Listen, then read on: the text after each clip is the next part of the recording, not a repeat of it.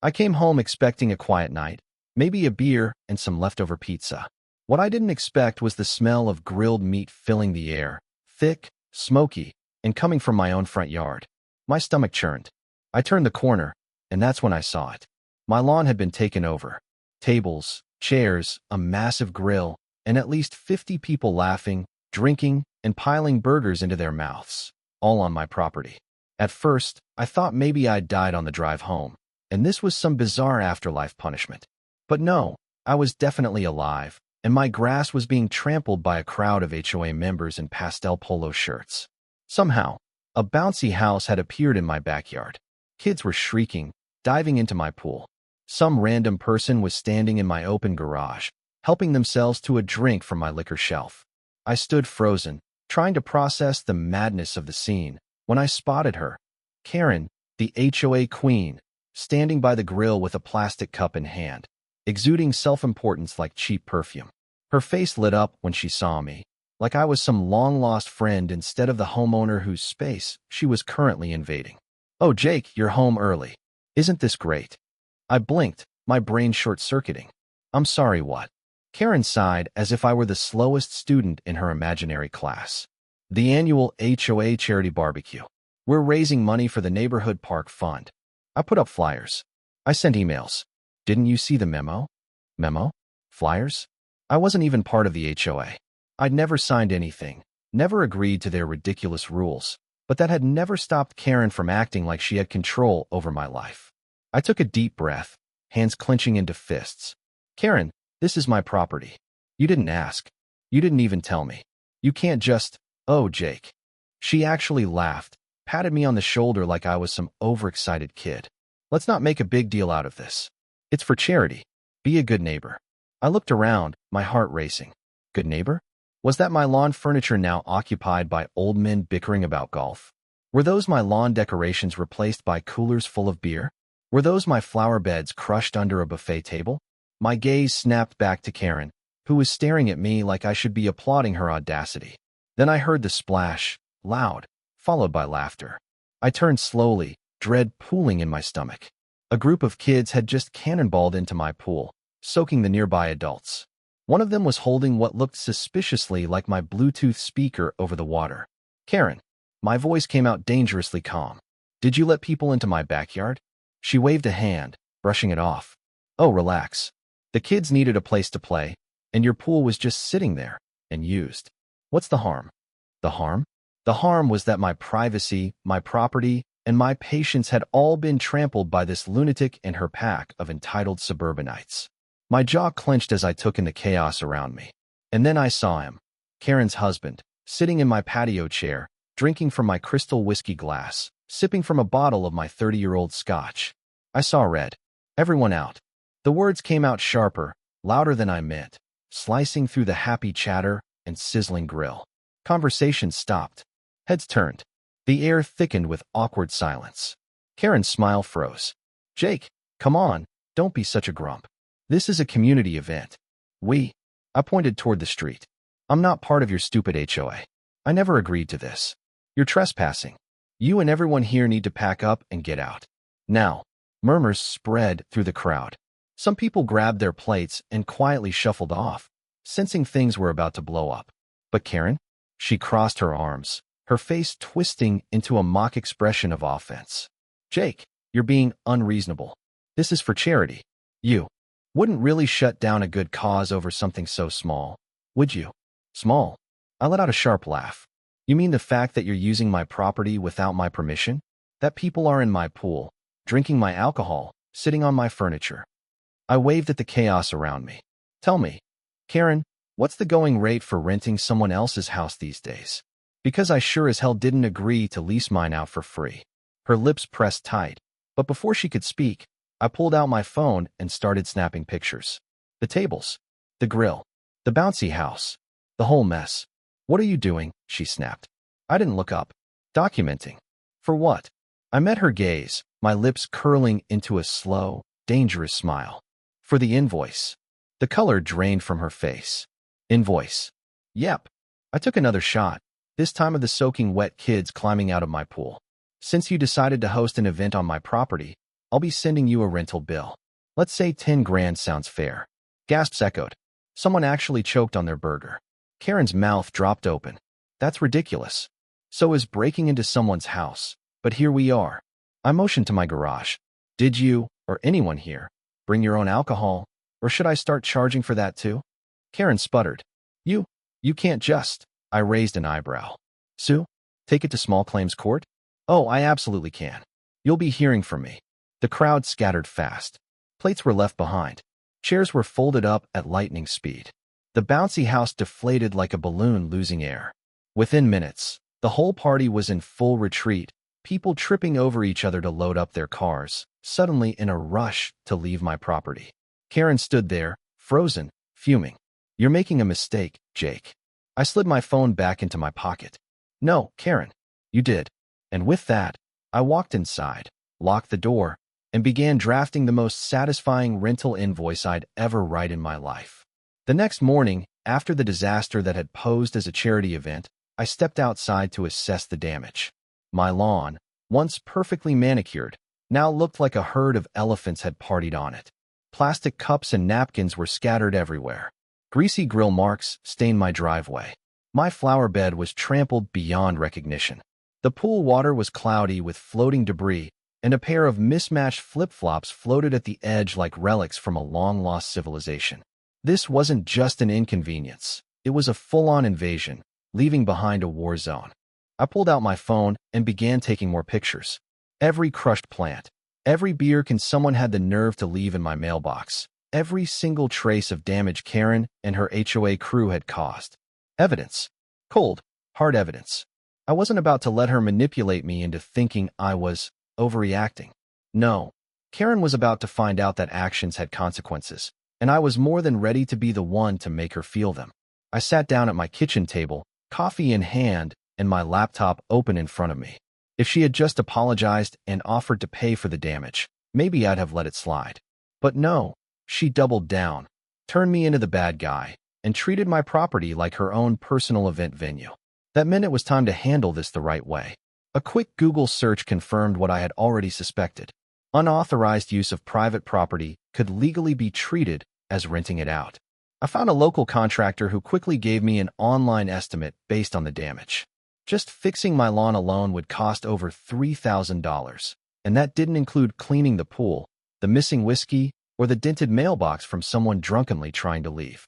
I carefully crafted the invoice, adding up all the costs, then tacked on an extra fee for unauthorized event hosting. By the time I was done, the total came to $10,000. I smirked at the final amount. If Karen wanted to act like she was running a community center, she was about to pay rent like one. With a final look of satisfaction, I printed the invoice, folded it neatly, and set off to hand-deliver it to the Queen herself. Walking up to Karen's house felt oddly satisfying. Her perfectly manicured lawn, the pretentious live, laugh, love sign by her door, the ridiculous holiday wreath still hanging in March. Everything screamed Karen. I knocked. A few moments later, she opened the door, still in a fluffy pink bathrobe, holding a steaming mug of coffee. The smug, entitled expression she wore at the barbecue had completely vanished. She looked exhausted, maybe even a little hungover. "Oh, Jake," she said, blinking in surprise. "Is this about yesterday? I was actually going to come talk to you." I handed her the invoice without saying a word. She took it, glanced down, and her face shifted into one of pure disbelief. Her lips moved silently as she read, and then she gasped. $10,000? Are you out of your mind? I crossed my arms. It's called fair compensation. Your event damaged my property. My lawn, my pool, my personal belongings. Not to mention you threw a party on my property without asking. Karen let out a laugh, but it wasn't the usual confident, condescending one she always used. This one was forced, laced with panic. "Jake, this is ridiculous. It was a charity event. You can't seriously expect me to pay you $10,000 just because a few people used your yard?" "I absolutely can," I said, my voice steady. "And if you don't, I'll take you to small claims court." Her face drained of color. "Court? You're really going to sue me? Over a barbecue?" "No, Karen. I'm going to sue you for trespassing, property damage, and theft." I took a step closer, lowering my voice. You let people into my backyard. You let them drink my whiskey. You let kids swim in my pool. And if something had happened to one of them, if a kid had drowned, you wouldn't just be facing a $10,000 bill. You'd be looking at a lawsuit that could destroy your life. Her jaw clenched. This is insane. You're being petty. No, I said, shaking my head. You were being entitled. Now you're just facing the consequences. Karen's nostrils flared, and she crossed her arms like a child throwing a silent tantrum. I don't have $10,000, Jake. Not my problem. I'll talk to the HOA. Maybe we can work something out. I scoffed. Oh, I already know they won't cover it. Because I'm not part of the HOA. This isn't their problem. It's yours. Her lips pressed into a thin line, and for a second, I thought she might actually apologize. But of course, that would require some self-awareness, and Karen wasn't exactly known for that. Instead, she shoved the invoice back at me. I'm not paying this. I smiled. Then I'll see you in court. With that, I turned and walked away, leaving her standing there, coffee forgotten, her mouth opening and closing like a fish out of water. It was a beautiful sight. The next week was a whirlwind of petty satisfaction. I officially filed a small claims case against Karen, and soon enough, she got the legal notice. I thought she might try to negotiate, offer a smaller amount, but instead, she went all in, calling me a vindictive neighbor in the HOA newsletter and trying to rally support against me. Unfortunately for her, the HOA wasn't on her side. Turns out, she never actually got their approval for the event. Several board members were furious that she had put them at legal risk. One of them, a grumpy old guy named Ed, even came over to my house to personally apologize, saying he had no idea she had used my property without permission. Then, as if things couldn't get any better, a video surfaced. Apparently, one of the HOA members had filmed part of the barbecue for their Facebook page. In the background, crystal clear, Karen could be heard saying, "Oh, don't worry about Jake. He's at work, he'll never know." That was it. That's all I needed. The HOA, desperate to distance themselves from the mess, officially withdrew their support for Karen. People who had initially backed her started murmuring that maybe she had gone too far. The HOA board called an emergency meeting to discuss her actions, and just like that, Karen's perfect little suburban life was crumbling. And the best part? We hadn't even made it to court yet. The day before the hearing, Karen showed up at my door again, looking drained, her eyes puffy like she hadn't slept in days. "Jake," she said, her voice tight. "Can we talk?" I leaned against the doorframe. "Sure. About what?" She took a deep breath, gripping the strap of her purse like she was trying to hold back another tantrum. "If I pay you, will you drop the case?" I pretended to think for a moment, then nodded. "Full 10 grand. Up front. No payment plans." Her face twisted, but she swallowed whatever argument she was about to make. "Fine." 5 minutes later, I had a check in my hand. As she turned to leave, I called out, "Oh, and Karen?" She turned, glaring. "I'll make sure to send you a receipt. You know, for tax purposes." She slammed the door behind her. I grinned. Karen thought paying the 10 grand would settle everything. She thought I'd take the check, cash it, and move on like nothing happened. But the damage was already done. Her reputation, once spotless in the HOA, had been completely destroyed. The board wasn't just angry about the lawsuit. They were furious that she had dragged their name through the mud. Even the local news caught wind of the drama. A headline appeared in the community paper. HOA president sued for trespassing, charity barbecue gone wrong.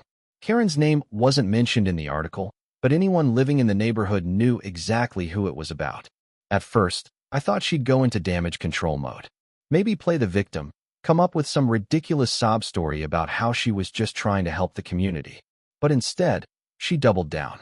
She started spreading rumors that I was some sort of menace, a bitter man with nothing better to do than ruin people's lives.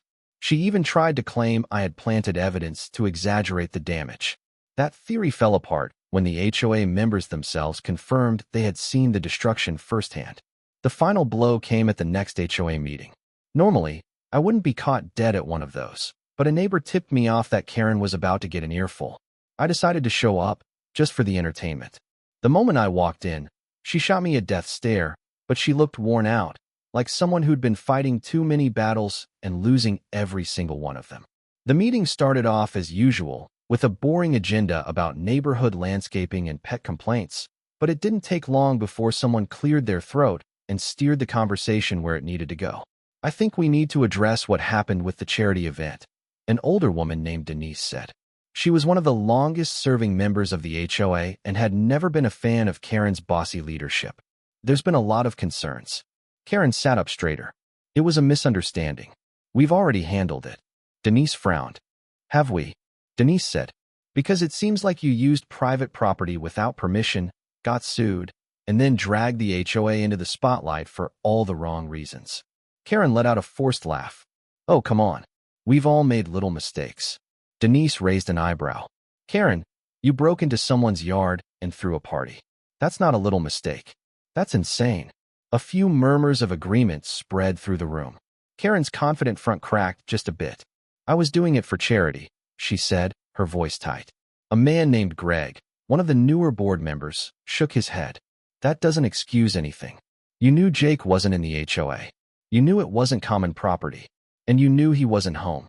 You even said it in that video." Karen's mouth opened, then snapped shut. For the first time, she seemed to realize she wasn't going to talk her way out of this. Denise cleared her throat again. "I move to vote on removing Karen as president of the HOA, effective immediately." Karen's head whipped toward her. "You can't be serious." Greg nodded. "I second the motion." The vote took place right there. Karen, the woman who had ruled the HOA like a suburban dictator, was voted out of her own kingdom in less than 5 minutes. When the final tally was read, she didn't even argue. She just sat there, stunned, like the reality of her fall had finally sunk in. When the meeting ended, I walked past her toward the exit. She glared at me, but it wasn't the usual smug look. It was something else. Defeat. "This is your fault," she muttered under her breath as I passed. I stopped and smiled. "No, Karen, this is yours." Then I walked out.